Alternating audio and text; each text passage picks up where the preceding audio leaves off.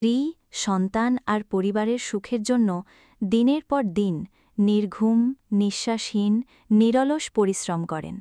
নিজের আবেগ চাপা দিয়ে রাখেন সন্তানের সুন্দর ভবিষ্যতের জন্য।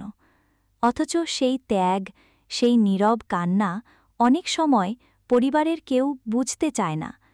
এর চেয়ে বড় কষ্ট একজন বাবার জীবনে আর কিছুই হয় না। একজন বাবা স্ত্রী যদি শান্তি চাও দিনে ঘুমিও না, যদি সম্মান চাও ফালতু কথা বলো না, আর যদি ভালোবাসা চাও কখনো পরিবারকে ছেড়ো না। সুখ চাও জন্য আজকের এই ভিডিও একবার হলেও কথাগুলি শোনা উচিত। এখানে এমন কিছু কথা তুলে ধরা হলো যা প্রত্যেক স্বামীরই মনোযোগ দিয়ে শোনা উচিত তার স্ত্রীর কাছ থেকে। চারিদিকে এখন এত বিবাহ বিচ্ছেদ আর ডিভোর্সের গল্প শুনতে শুনতে হয়তো কান পচে গেছে, কিন্তু এর কারণগুলো একবারও খেয়াল করে ভেবে দেখেছেন কি? আজকের এই ভিডিওতে আপনারা সমস্ত প্রশ্নের উত্তর পেয়ে যাবেন, তাই ভিডিওটা স্কিপ না করে মনোযোগ দিয়ে শেষ পর্যন্ত শুনুন। স্বামী স্ত্রীর মধ্যে বিবাহ বিচ্ছেদ মূলত 7টি কারণে হয়। নাম্বার 1, খেয়াল করলে দেখবেন যখন মানুষ প্রেমে পড়ে তখন প্রেমিক বা প্রেমিকারা বেশিরভাগ সময় পার্ক, রেস্টুরেন্ট বা নদীর পাড়ে বসে থাকে, কিন্তু এই সমস্ত জায়গায় স্বামী স্ত্রীকে খুব কম দেখতে পাবেন। 2, প্রেমিকার ভালোবাসা পেতে নতুন মডেলের আইফোন দিতে পারলে প্রেমিকরা নিজেদেরকে ধন্য মনে করে, অথচ স্ত্রীর জন্য কাচের চুড়ি কিনতেও তাদের বিরক্ত লাগে। 3, প্রেম করার সময় সারা রাত কথা বলাটা ভালোবাসার পরিচয় হলেও বিয়ের পর এক রাত দুজনে গল্প করাটাও নেহাত বোকামি মনে হয়। 4, প্রেমিকার লাল গোলাপ ভালো লাগলেই সারা দুনিয়া খুঁজে এনে সেই লাল গোলাপ তার হাতে তুলে দিতে ব্যস্ত হয়ে পড়ে প্রেমিক, কিন্তু বিয়ের পর স্ত্রীর একটি লাল গোলাপের আবদারও তাদের কাছে যেন আদিক্ষেতা মনে হয়।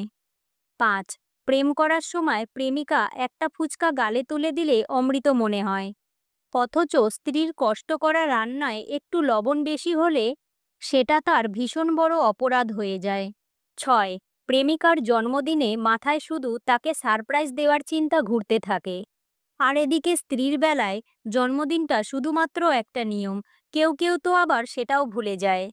7, প্রেমিকার খুশির জন্য 32 মাইল পথ পাড়ি দিয়েও মাত্র 30 টাকার ফুচকা হাতে তুলে দিতেও কোনো দ্বিধা হয় না, আর স্ত্রীকে 6 মাসে একদিন ঘুরতে নিয়ে যাওয়াটাও সময়ের অপচয় মনে হয়। 8, প্রেমিকা অসুস্থ হলে 10 মিনিট পর পর তার খোঁজ নেওয়াটাকে কেয়ার করা বলা হয়, আর স্ত্রী অসুস্থ হলে কিছুটা বিরক্তি আর কিছুটা নাটক মনে হয়।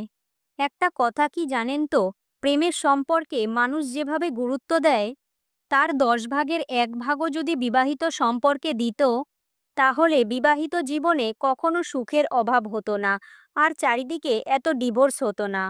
আশা করছি ভিডিওর কথাগুলো আপনাদের ভালো লেগেছে। আপনার মূল্যবান সময় দেওয়ার জন্য অসংখ্য ধন্যবাদ।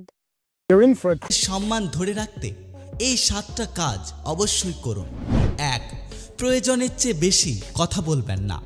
2, অতিরিক্ত আন্তরিকতা দেখাবেন না। 3, অতিরিক্ত সরলতা প্রকাশ করবেন না। 4, খুব তাড়াতাড়ি সবাইকে আপন ভাববেন না। 5, যে আপনার দাম দেয় না তার কাছে বারবার যাবেন না। 6, কাউকে যদি কথা দেন তাহলে কথা রাখার চেষ্টা করবেন। 7, অতিরিক্ত কাউকে ভালোবাসবেন না। সব জায়গায় নিজের সম্মান। বাচ্চাকে যে শিক্ষাগুলো অবশ্যই দিবেন: 1, নিজে থেকেই টয়লেট অ্যাক্টিভিটিস সম্পন্ন করা। 2, অনুমতি ছাড়া অপরিচিতদের সঙ্গে না যাওয়া। 3, শার্টের বোতাম প্যান্টের জিপার আটকানো, জুতা মোজা পরার মতো মৌলিক বিষয়। 4, বাসার ঠিকানা, মা বাবার নাম এবং একটি মোবাইল নম্বর মুখস্থ। 5 বছর বয়সের সাবধান, আসর থেকে মাগরিবের মাঝের সময়, এ সময়ে ঘুম শরীর ও মস্তিষ্কের ক্ষতি করতে পারে। নবী সাল্লাল্লাহু আলাইহি ওয়াসাল্লাম এ সময় না ঘুমানোর পরামর্শ দিয়েছেন। ফজরের পরপরই ঘুমানো, এটা রিজিক এবং বরকতের সময়, এই সময়ে জেগে ইবাদত ও কাজ করলে জীবনে বরকত আসে। মাগরিবের ঠিক আগ মুহূর্তে, এই সময়টি খুবই সংবেদনশীল, এ সময় শয়তান ছড়িয়ে পড়ে বলে হাদিসে উল্লেখ আছে। যে সময়ে ঘুমাবেন রোগ হবে না, এই নিয়মগুলো মেনে চলুন। 1, খাবার খেয়ে সঙ্গে সঙ্গে শুয়ে পড়বেন না। 2, ঠান্ডা জলে ঔষধ খাবেন না। 3, ফোন বাম কানে নিয়ে কথা বলবেন না। 4. দিনে বেশি করে জলপান করবেন এবং রাতে কম করবেন। 5. বিকেল 5টার পর ভারী খাবার খাবেন না। 6. রাত 10টা থেকে ভোর 4টা পর্যন্ত ঘুমানোর সর্বোত্তম সময়। 7. যখন ফোনের ব্যাটারি শেষ হয়ে আসবে তখন ফোন ব্যবহার করবেন না, এই সময় রেডিয়েশন 1000 গুণ বেশি হয়। 100 বছরেও শরীরে কোনো রোগ হবে না। সত্য, আপনি যদি 10 জন ভিক্ষুকের সাথে থাকেন তবে 11তম ভিক্ষুক হবেন আপনি, আর যদি 10 জন সফল মানুষের সঙ্গে থাকেন তবে 11তম সফল মানুষটি হবেন আপনি। তাই সময় থাকতে সঠিক সঙ্গ বেছে নিন। সঙ্গদোষে নীরব ত্যাগী মানুষটির নাম বাবা। বাবা বিশাল দায়িত্বের ভার কাঁধে নিয়ে পরিবারের জন্য নিরলস পরিশ্রম করেন। সংসার চালাতে আর্থিক সংকটে হিমশিম খেলেও নিজের কষ্ট, ক্লান্তি, আবেগ সবকিছু লুকিয়ে রাখেন, কাউকে বুঝতে দেন না। একটাই চাওয়া, পরিবারের সবার সুখ।